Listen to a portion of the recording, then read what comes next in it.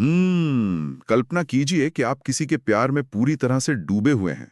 एकदम गहरे प्यार में, है ना? हाँ, बिल्कुल। मतलब एक ऐसा इंसान जिसकी केवल मौजूदगी भर से आपकी सारी थकान, सारा तनाव एकदम छूमंतर हो जाता है। जो आपको भीतर तक शांत महसूस कराता है। सही कहा। ये शायद दुनिया का सबसे खूबसूरत एहसास है।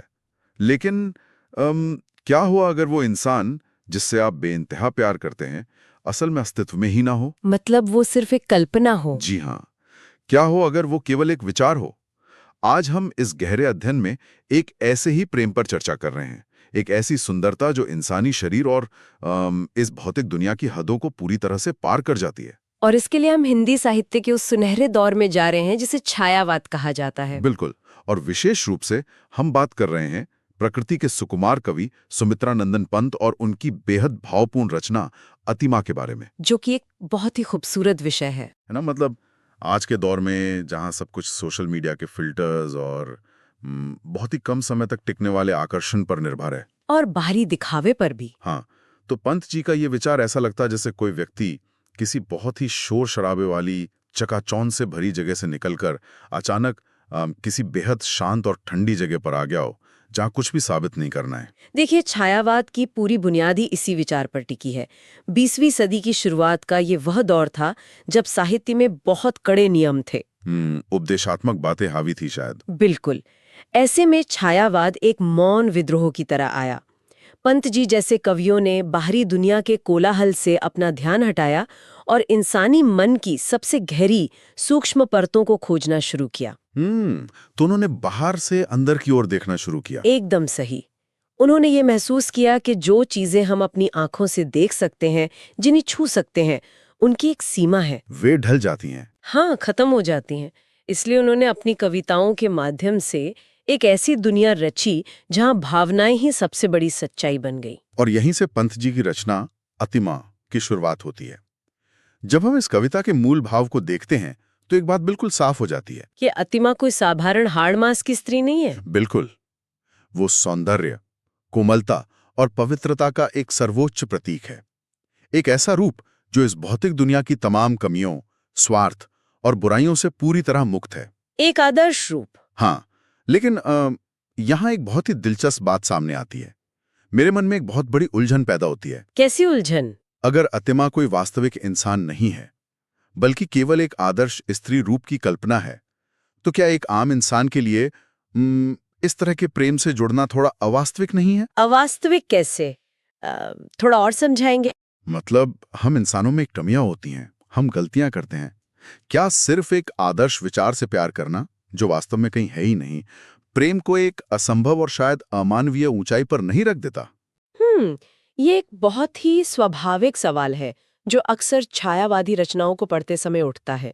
लेकिन यहाँ हमें आदर्श शब्द के अर्थ को थोड़ा अलग नजरिए से देखना होगा। अच्छा। देखिए, जब साहित्य में किसी को आदर्श माना जाता है तो उसका उद्देश्य किसी इंसान को उस सांचे में ढालने के लिए मजबूर करना नहीं होता।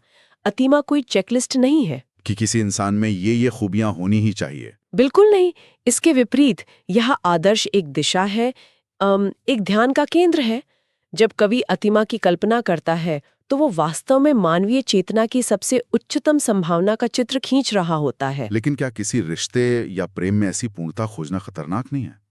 अगर हम किसी आदर्श से प्यार कर रहे हैं तो हम असल इंसान की वास्तविकता को, उसकी कमियों को तो नकार रहे हैं ना?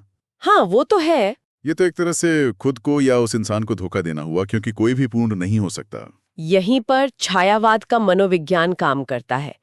कवि यहाँ किसी इंसान से अतिमा बनने की मांग नहीं कर रहा है। वो बता रहा है कि प्रेम की प्रक्रिया खुद इंसान को कैसे बदलती है। मतलब प्रेम का प्रभाव। हाँ, जब आप एक पूर्णता की कल्पना करते हैं, उस शुद्धता पर ध्यान केंद्रित करते हैं, तो वो आपके अपने मन के मैल को धोने का काम करती है।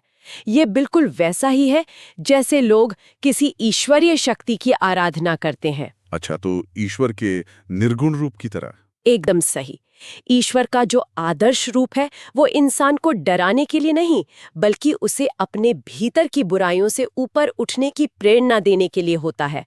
अतिमा के प्रति प्रेम एक साधना है। एक अभ्यास। हाँ, जहाँ कवि उस पवित्रता को अपने भीतर उतारने की कोशिश कर रहा है। वो आदर्श इसलिए नहीं रचा गया है कि हम किसी दूसरे इंसान में उसे खोजें और निराश हों। बल्कि इसलिए कि हम समझ सकें कि शुद्धतम प्रेम वास्तव में कैसा महसूस होता है। सही दिशा दिखाने वाला कंपास। हाँ, वो हमें दिखा रही है कि प्रेम जब अपनी सबसे शुद्ध अवस्था में होता है, जहाँ कोई स्वार्थ नहीं होता, कोई भौतिक चाहत नहीं होती, तो वो कैसा होता है। और उस शुद्धता को शब्दों में बांधना कोई आसान काम नहीं है। बिल्कुल नहीं। जब कोई चीज भौतिक है ही नहीं, जब अतिमा का कोई निश्चित शारीरिक आकार ही नहीं है, तो एक कवि उसकी सुंदरता का वर्णन कैसे करेगा? यहीं पर सुमित्रा नंदन पंत अपनी सबसे बड़ी रचनात्मक ताकत का इस्तेमाल करते हैं। प्रकृति का। हाँ, प्रकृति। और यही इस रचना का सबसे खूबसूरत हिस्सा है। बाहरी शारीरिक बनावट जैसे कि त्वचा का रंग या चेहरे के नैननक्श का वर्णन करने के बजाय कवि ने अतिमा के रूप को दर्शाने के लिए प्रकृति का सहारा लिया है। जैसे कि फूलों की कोमलता। हाँ, चांदनी की शीतलता और हवा की मधुरता। ये वैसा ही है जैसे किसी की तारीफ में ये कहने के बजाय कि उनकी आंखें बहुत सुंदर हैं। ये कहना कि उनकी उपस्थिति धूप में एक ठंडी हवा के झोंके जैसी है। बिल्कुल, तपती और झुलसा देने वाली धूप में एक सुकून। इस उपमा के पीछे एक बहुत ही गहरा विज्ञान काम कर रहा है। पंत जी प्रकृति के इन तत्वों का उपयोग केवल कविता को सजाने के लिए नहीं कर रहे हैं। तो फिर इसका असली मकसद क्या है? वे वास्तव में हमारे सोचने और महसूस करने की पूरी प्रक्रिया को बदल रहे हैं। देखिए, जब वे अतिमा की तुलना चांदनी से करते हैं, तो हमें चांदनी के स्वभाव को समझना होगा। चांदनी सूरज की रोशनी की तरह आक्रामक नहीं होती। एकदम सही। वो चुपती नहीं है, वो सब कुछ स्पष्ट रूप से दिखाती भी नहीं है। वो बस रात के अंधेरे को एक नरम सुकून देने वाली रोशनी से भर देती है। वो शीतलता देती है। हाँ, जब कवि अतिमा के सौंदर्य को चांदनी जैसा बताता है, तो वो ये कह रहा है कि अतिमा का सौंदर्य वो नहीं है जो आपकी आंखों को चकाचौंध कर दे, बल्कि वो है जो आपके जलते हुए अशांत मन पर बर्फ की तरह काम करे। बिल्कुल। यहाँ एक बहुत बड़ा बदलाव नजर आ रहा है। कवि ने देखने की प्रक्रिया को पूरी तरह से महसूस करने की प्रक्रिया में बदल दिया है। गहराई से महसूस करने की। हाँ, सुंदरता अब कोई ऐसी चीज नहीं रही जिसे हम आंखों से नापें या किसी मापदंड पर तौलें। ये वो चीज बन गई है जिसे हम अपनी रूह में महसूस करते हैं। जैसे फूल का खिलना। जी, जब फूल की कोमलता की बात होती है तो यह केवल उसके स्पर्श की बात नहीं है, ये उस फूल के खिलने की सहजता की बात है। एक फूल बिना किसी शोर के, बिना किसी दिखावे के खिलता है और अपनी सुगंध बिखेरता है।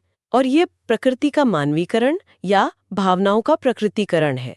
छायावाद में प्रकृति कोई निर्जीव पृष्ठभूमि नहीं है जहां सिर्फ घटनाएं घट रही हैं। हाँ, प्रकृति खुद एक जीवित सांस लेती हुई इकाई है।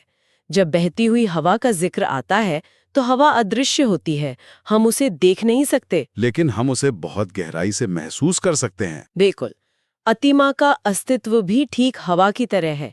वो भौतिक रूप से सामने न होकर भी हर जगह मौजूद है। उसका प्रभाव इतना गहरा है कि वो रोम रोम में बस जाती है।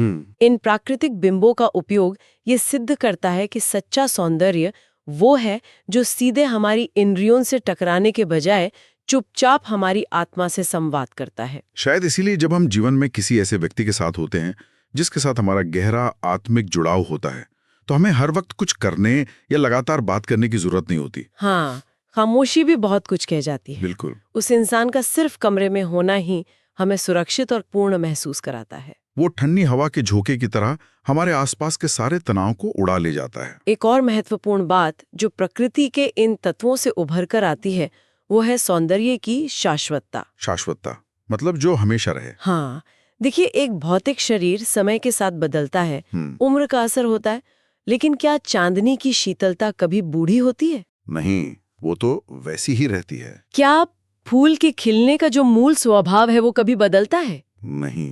प्रकृति के इन तत्वों के माध्यम से पंत जी ये स्थापित करते हैं कि अतिमा का जो आंतरिक और आत्मिक सौंदर्य है वो समय के बंधनों से पूरी तरह मुक्त है, जो कभी नष्ट नहीं होने वाला, हमेशा रहने वाला सौंदर्य है। एकदम सही। तो इस सब का असल में क्या मतलब है?